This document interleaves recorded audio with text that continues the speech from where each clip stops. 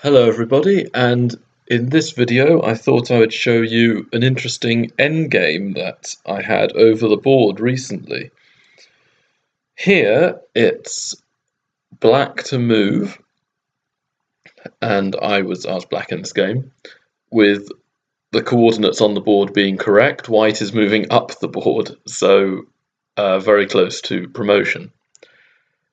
And what I took away from this is that even in a completely winning endgame, it's sometimes very hard to have the right plan and to know exactly what to do. Here, I thought that my only chance of trying to confuse my opponent was to play King f6, because if I take the pawn, White will just trade rooks and then can advance the pawn up and very quickly checkmate me. So I need to keep my rook on the board. So king f6. And here it's quite complicated as a position.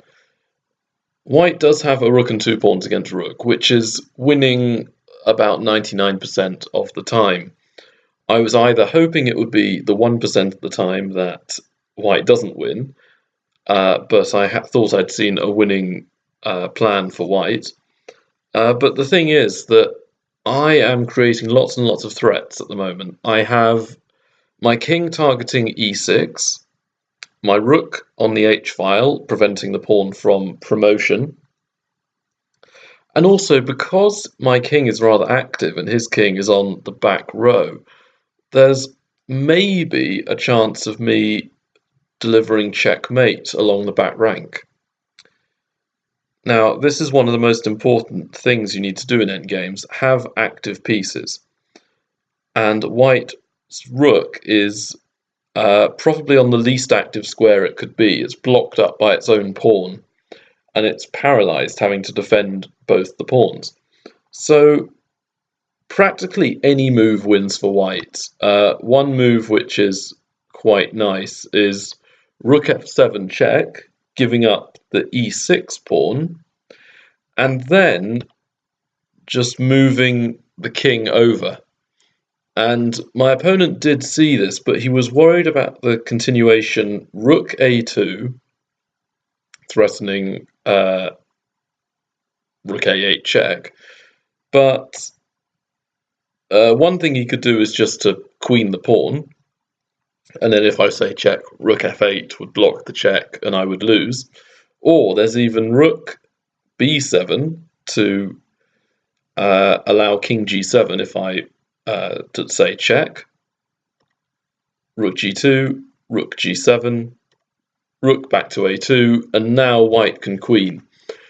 And he didn't see that his king now has h7 to escape to after I delivered a nice little skewer, and White wins the game. So almost any move wins, but I succeeded in slightly confusing the matter, and my opponent had touched his king and realized just before he took his hand off the piece that king g8 is a move which forces a draw. I can just take the undefended rook, and now if White doesn't want to lose, queen the pawn, and then we get a drawn endgame. So he had to play king e8, which is still winning. I can't do anything. If my rook moves, he'll queen the pawn with check. So I can't move it off the h-file. I have to just play rook h1. Again, there are many ways to win. My opponent, though, chose the move king d8. Again, another way of winning is rook f7, king takes e6, rook a7. And the plan is just to shuffle the king over to g8 and queen, like in the earlier position.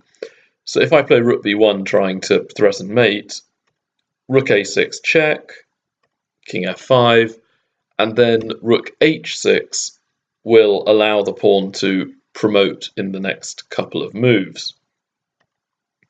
So I think the theme of this uh, position is that white doesn't really need the e6 pawn. It's advanced and it does look like an asset, but the thing that it's doing is it's tying down the white rook, and white can give up the pawn to have the rook become far more active, and the activity leads to the win.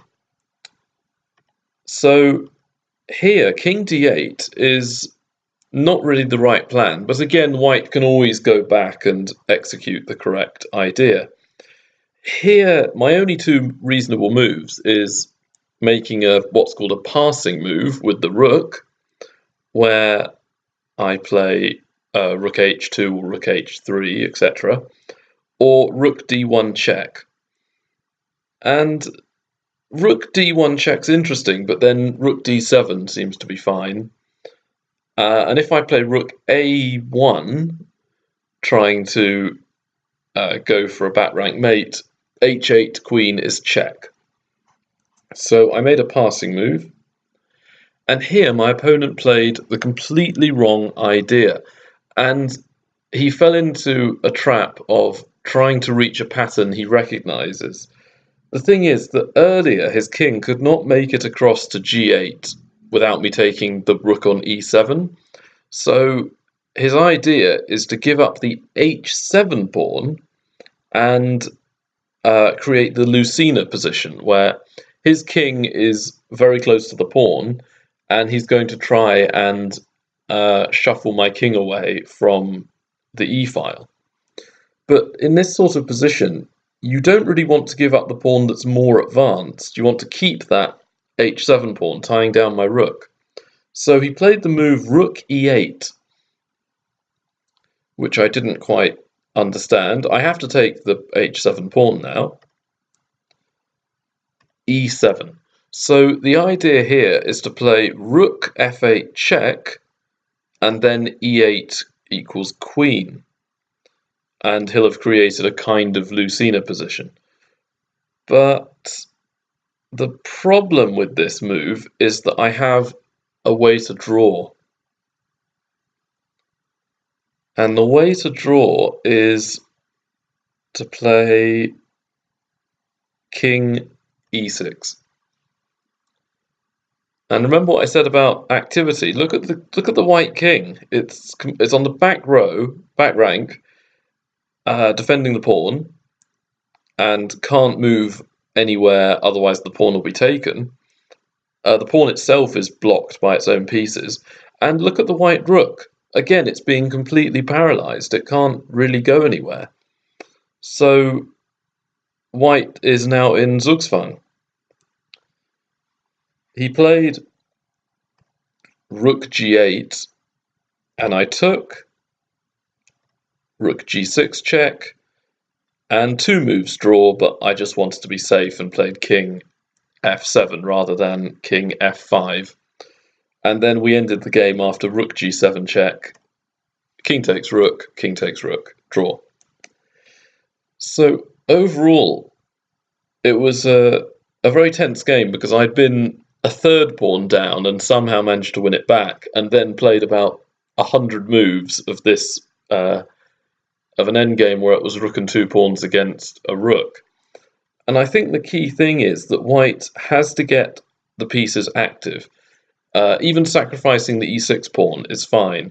I think what happened was that after king f6, when he realized he couldn't get the king over to h7, to guard h7, he dismissed the idea of forcing the pawn up the board. He thought that my rook was constantly sufficiently guarding the h8 square by attacking the pawn from behind.